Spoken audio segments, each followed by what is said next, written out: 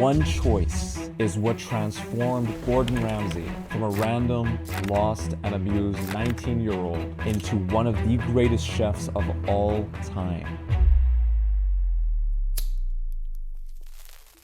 If you're feeling a little lost about where you are in life, this episode of How They Did It will show you exactly what Gordon did to make his dreams come true when he was in the exact same position as you. Gordon was never into cooking. Gordon's first passion was always soccer, but unfortunately, he grew up in a house where his deranged father would regularly beat Gordon's mom and abuse Gordon and his siblings. It's safe to say that young Gordon had no comfort at home. My tactic was to keep my head down and my nose clean, until I was big enough to take him on in a fight. I had crossed the line when I was 15, and one night I came back late. I'd already been given some kind of big radio for the upcoming birthday, and he threw it at me from the top of the stairs. "I can't believe you've done that," I said. "You know damn well that Mum bought it for me." He came storming down the stairs. At first, I stood my ground. Then I saw the look in his eyes. For the first time, I felt he really might kill me, and I bolted. But young Gordon actually discovered his only place of calm was the chaos of the soccer field. Yeah, I was fit as a fiddle, 6'2", naturally left-footed. Very, very few individuals got past me, and so I was a steam train. Seeing that the field was his favorite place to be, Gordon eventually became one of the best players in the entire city, and eventually played for the Youth Premier League team, the Glasgow Rangers. As a boy, I dreamt of playing professional football for my favourite local team, Glasgow Rangers. My dream came true when I was spotted by a scout in the mid-80s and I joined the youth team here at Ibrox.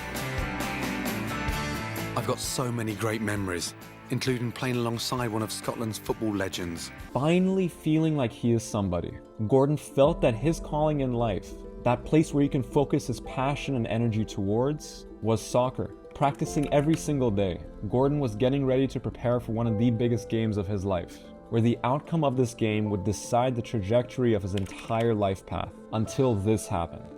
All of a sudden, you're in this amazing team. You're on the sheet, your name's there, number 3 on the back of the shirt. And I went in for this 50-50 tackle, and it was crunch. And I laid there in such pain, tore my cruciate ligament and smashed my cartilage. He lost his only place of belonging, the only place where he truly felt at home. And he also lost what he thought was his life's purpose as a result of this permanent injury.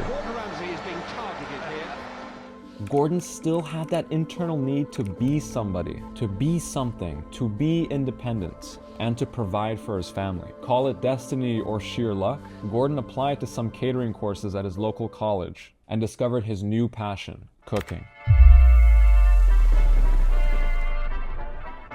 Cooking allowed a young 18-year-old Gordon to finally make some money of his own, providing that independence and also providing that avenue to focus all of his passion and energy towards. Remember his drive of wanting to be away from home by practicing something daily, which actually led him to become pretty good at soccer? Well, this engine was still roaring inside Gordon. And now, thanks to his recent discovery, Gordon can finally dedicate his life towards something. Gordon now knows what he wants to dedicate his energy towards. But Gordon, being the ambitious person, understood this. He knew he needed a mold to shape who he was at that time, to level up his drive, and to begin mastery of his newfound craft, which was cooking. Which leads us to Gordon Ramsay's life-changing choice. The one choice that would separate him from millions of cooks all across the planet. And that choice was choosing his environment. At this time, Gordon worked at a local Indian restaurant, but he knew he needed a certain environment to not only level up his skills, but also tune his internal drive towards culinary greatness.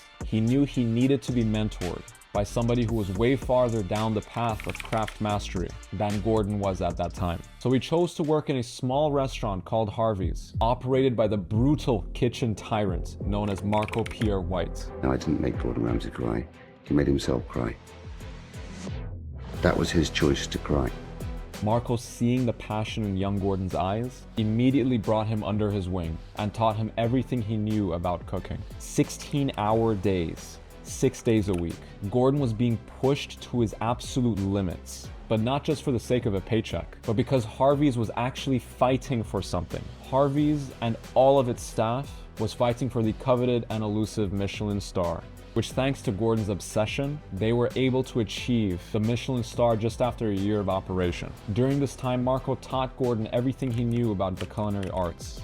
I stood alongside Marco Pierre White, for 2 years, side by side, 16 hours a day, relentless, because I was in that pursuit of perfection. And this guy put food on a plate like Picasso. This brutal mentorship, coupled with the environment of chaotic passion, mixed with the clear objective of obtaining a difficult goal, forced the shaping of Gordon's energy into an engine of discipline, consistency, and culinary focus. And again, Gordon's life-changing choice was not working for the talented Marco Pierre White. His life-changing choice was choosing to work in an environment which matched the path and energy Gordon was trying to embody. The path and energy of being a chef that is hungry for a goal, instead of a chef that just wants to operate a restaurant. Instead, Gordon chose the environment that forced him to consistently cook perfection so that everybody could achieve the goal that everybody was reminded of every single day by the head chef Marco Pierre White. And sure, they got a Michelin star, but what did Gordon get on top of that? Gordon also earned that engine within him, which allowed him to reach heights that we all know of today. What are those heights exactly? 22 TV shows, billions of views, 17 total Michelin stars, and dozens of successful restaurants owned and operated by a man who used to be a lost and abused young boy, who made the decision to tailor his environment to produce the outcome that he wanted. You don't need to reinvent the wheel. All you need to know is know how people before you did it and lived it. And this channel will show you that as I go through and analyze what choices really made people successful. Like this video, subscribe to the channel, and I would love to see you on the next one.